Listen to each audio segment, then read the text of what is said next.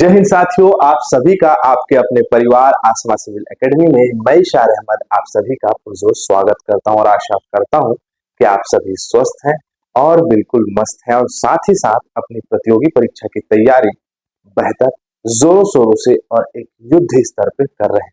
मेरे प्यारे साथियों, आज हम 24 जुलाई के इम्पोर्टेंट करंट अफेयर्स को डील करेंगे जो कि हमारे एग्जाम के लिए बहुत ही महत्वपूर्ण हो जाता है।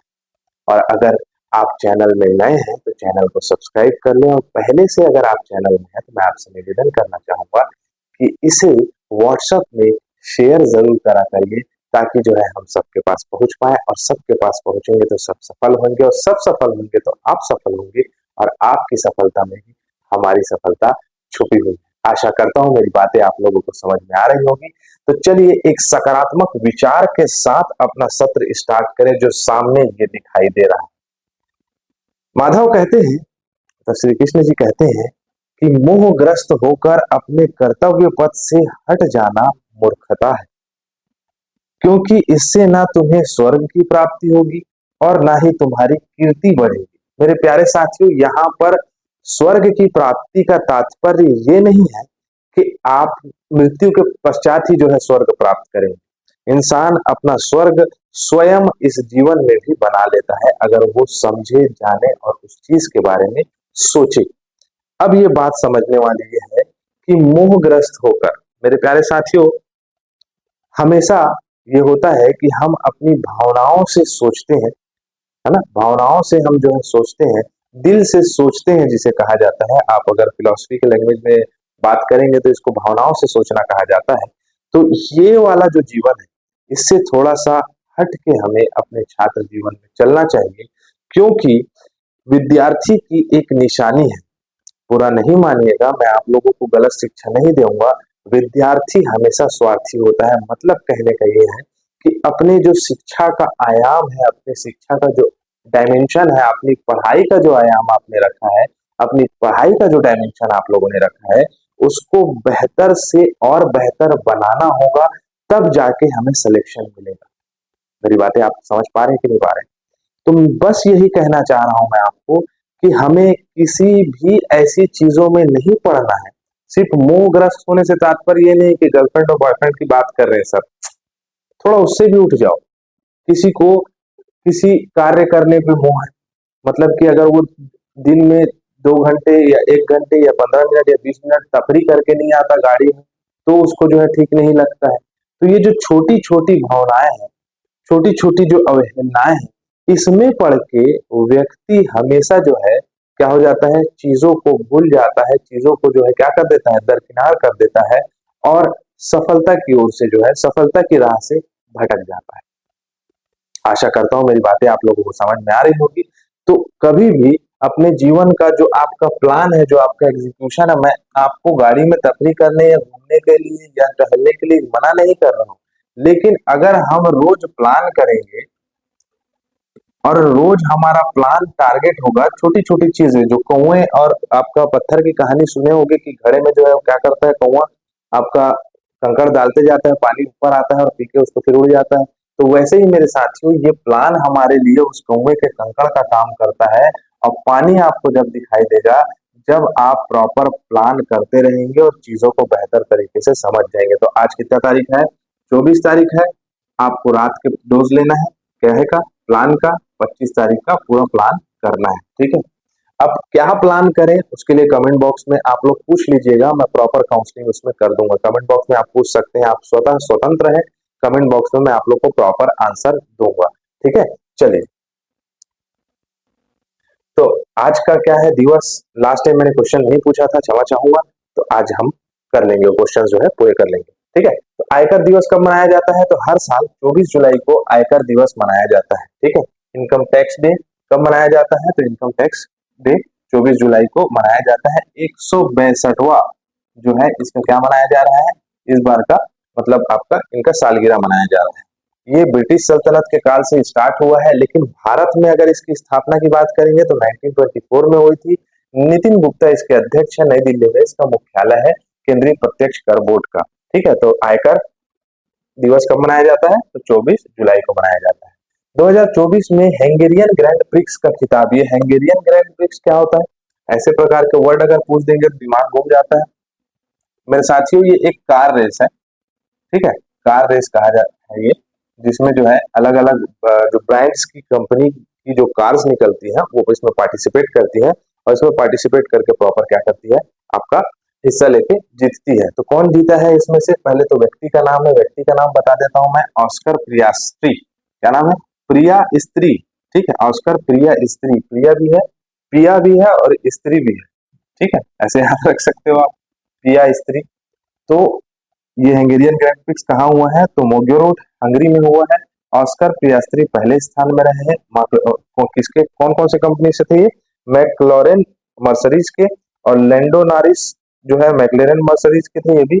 लुइस हैमिल्टन जो है मर्सरीज कंपनी से प्रतिनिधित्व कर रहे थे, और जीता कौन? तो ऑस्कर पियास्त्री पहले नंबर में रहे, ठीक है, इंग्लिश मीडियम वाले। और हमारा जो ये पीडीएफ है ये आपको किस में मिलेगा? टेलीग्राम चैनल में मिलेगा। तो टेलीग्राम में आसमा सिविल एकेडमी आप टाइप करेंगे तो आपको मिल जाएगा, ठीक है। पुरुष एकल वर्ग के स्वीडिश ओपन, ये कौन सा किताब है? स्वीडिश एक ओपन कौन सा खेल है? पता होना चाहिए। तो लॉन्ग टेनिस का टूर्नामेंट है साथियों, स्वीडिश ओपन 2024, ठीक है। राफेल नडाल इसमें हार गए हैं, और जीता कौन है? तो जीता है इसमें नूनो बोर्गेस। क्या नाम है इनका? नूनो बोर्गेस जो है इसमें जीते हैं, ठीक है। तो नूनो बोर्गेस जो है इन्होंने खिताब ये जीता है स्वीडिश ओपन का। इसमें राफेल नडाल हार गए हैं। राफेल नडाल जो है आपका मुख्यतः 38 साल की उम्र हो गई है, काफी जो है इंजरी से जूझ रहे थे, और इंजरी से जूझते जूझते जो है उनको हार का सामना करना पड़ा। लेकिन सबसे ज्यादा बार अगर किसी ने जो है विंबलडन विंबलडन कहता हूँ आपका ग्रैंड स्लैम का खिताब अपने नाम रखा था एक समय में, तो वो थे राफेल नडाल। अभी उनकी रैंकिंग 261 हो गई है। इनका तो आपका राफेल नडाल की, यही कहीं नाम लिखा है उनका, नडाल, है ना। तो ये इसमें हार गए, किससे? तो आपका नूनो, पूरा नाम क्या है? नूनो बोर्गेस, ठीक है। स्वीडिश ओपन 76वां संस्करण पुरुषों के लिए है, 14वां संस्करण महिलाओं के लिए है। कितने यूरो मिलते हैं इसमें? तो 579 आपका 320 पुरुष लोगों को मिलता है, ठीक है, महिलाओं का नहीं पता। अगला है चैलेंज इंटरनेशनल ट्रॉफी में से, हाँ ये बहुत अच्छा है, ये हमारे भारत की लड़की जो है पहली पहली महिला नहीं मतलब बच्ची बन गई, खिलाड़ी बन गई है। चैलेंज इंटरनेशनल ट्रॉफी में रेस जीतने वाली दुनिया की पहली महिला रेसर बनकर प्रसिद्ध और प्रतिष्ठित ले मैस्काट इंटरनेशनल सर्किट, मतलब कि ये भी एक कार रेस जो होता है ना, आपका कभी आप घूमने गए होंगे, मेला गए होंगे, तो उसमें जो है आपका हाथ से ऐसे खेलने वाला जो कार होता है उसमें ये बच्ची जीती है। चलो आओ देखते हैं सर्किट में से किस भारतीय ने इतिहास रचा है। तो ये लड़की का नाम है अतिका मीर। क्या नाम है? अतिका मीर, प्यारी सी बच्ची है, और इन्होंने जो है इतिहास रच दिया है, पहली महिला बन गई है वर्ल्ड में, विश्व में जो है 9 वर्षीय अतिका मीर जो है प्रसिद्ध प्रतिष्ठित ले मेंस कार्ड इंटरनेशनल सर्किट इतिहास रच दिया है। चैलेंज के इंटरनेशनल ट्रॉफी रेस जीतने वाली दुनिया की पहली रेसर बन गई, ठीक है। चलो आगे बढ़े। अगला, दो पूर्व भारतीय टेनिस दिग्गजों का नाम बताइए जो टेनिस हॉल ऑफ फेम शामिल होने वाले पहले एशियाई पुरुष बने। दोनों जो है हमारे भारत के बहुत अच्छे टेनिस खिलाड़ी रहे हैं, जिनका नाम है, क्या नाम है? लिएंडर पेस और विजय अमृतराज, ठीक है। इनको जो है टेनिस दिग्गजों को हॉल ऑफ फेम की सूची में रखा गया, और ये पहले क्या है? आपके एशियाई पुरुष हैं, ठीक है। टेनिस में उतना पुरुष लोग को मतलब देखा जाए तो नाम नहीं था, लेकिन अब जो है इन दोनों का नाम सामने आ रहा है, लिएंडर पेस और Vijay Amritraj tennis hall of fame में शामिल होने वाले पहले एशियाई पुरुष बने, पूरे एशिया में पहले बने, ठीक है। अगले बढ़े। अखिल भारतीय फुटबॉल महासंघ ने भारतीय सीनियर पुरुष टीम की नए मुख्य कोच के रूप में किसे नियुक्त किया? 2026 में फीफा को क्वालिफाई करना टारगेट रखा गया दरअसल, तो उसके लिए जो है आपका मनोलो मार्केज, क्या नाम है इनका? मनोलो मार्केज को जो है भारतीय फुटबॉल टीम का क्या बनाया गया है? तो कोच बनाया गया। ये है मनोलो मार्केज, 2026 में क्वालिफाई करना है, जो बेसिकली भारतीय फुटबॉल टीम, मैंने कितनी रैंकिंग बताई थी? तो 124th रैंकिंग है किसकी? भारतीय फुटबॉलर्स की। तो ये रैंक को बेहतर करना भी, और साथ ही साथ जो है हमारी फुटबॉल टीम को मोटिवेट करना और आगे बढ़ाना इनका मुख्य उद्देश्य है, ठीक है। काफी जो है ये सीनियर जो आपके कोच हैं, ठीक है। क्या नाम है इनका? तो इनका नाम है मोनोलो मार्केस। केंद्रीय मंत्री डॉक्टर जितेंद्र सिंह ने power with in the leadership legacy of Narendra Modi नामक किताब लॉन्च की हुई, किसके द्वारा लिखा गया है। मेरे प्यारे प्यारे साथियों, बहुत ही इंपॉर्टेंट है। इसमें नरेंद्र मोदी जी के बारे में जो है आपका सारी मतलब संसद के अंदर, संसद के बाहर और सभी जो आपके उनके डायमेंशन के बारे में बताया गया है कि वो किस प्रकार से कार्य करते हैं। तो आर बाल सुब्रमण्यम इसके लेखक हैं, काफी सारी पुस्तकें लिखी है आर सुब्रमण्यम ने। तो इसमें जो है कैबिनेट के भीतर और बाहर सहयोगी इस बात पर प्रकाश डाला है कि कैसे उनकी अथक मेहनत और क्या लिखा है, संवादात्मक दृष्टिकोण से उन्हें प्रधानमंत्री पद तक के पहुंचाया है। मतलब उनकी सारी मेहनत को इस पुस्तक पावर विदिन में जो है बताया गया है। ठीक है, याद रखना। आगे बढ़ते हैं। पद्मश्री पुरस्कार से सम्मानित कमला पुजारी का निधन हो गया है, किस राज्य की है वो? चलो आइए देखते हैं।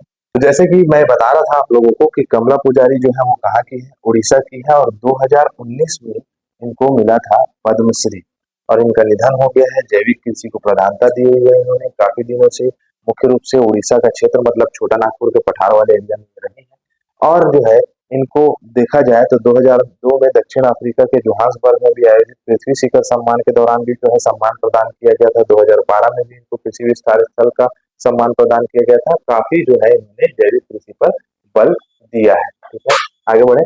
चलो अगला है, किस नोबेल पुरस्कार विजेता ने गांधी मंडेला पुरस्कार जीता है? इनका भी नाम 3 बार दोहरा के देखना।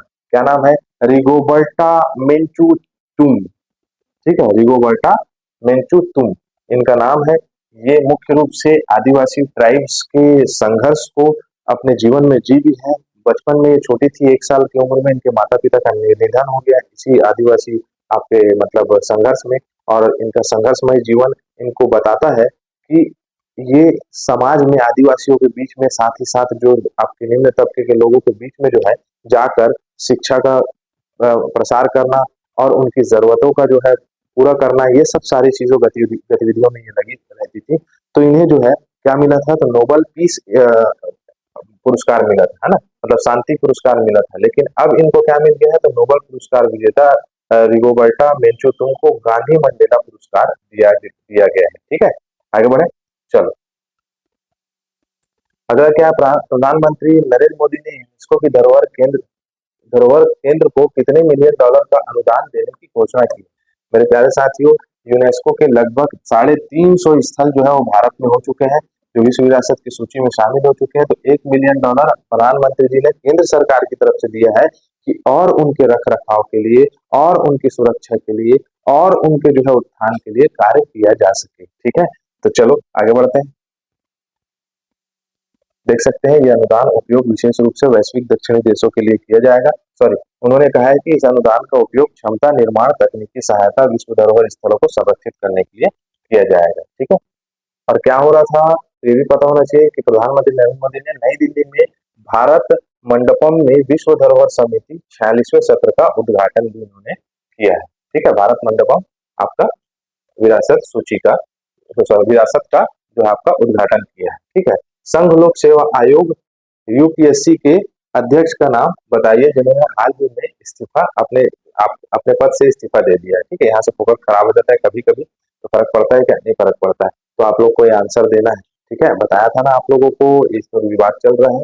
ठीक है, चलो तो है हमारा सत्र यहाँ कंप्लीट होता है। अभी तक अगर आपने चैनल को सब्सक्राइब नहीं किया है तो सब्सक्राइब कर ले, और अभी तक आप लोगों ने टेलीग्राम चैनल में ज्वाइन किया है तो उसे भी ज्वाइन कर लीजिए। बहुत जल्द मैं जून माह के सारे इंपॉर्टेंट करंट अफेयर जो है आप लोगों को दे दूंगा। किसमें? तो पीडीएफ फाइल में बहुत जल्द आने वाला है।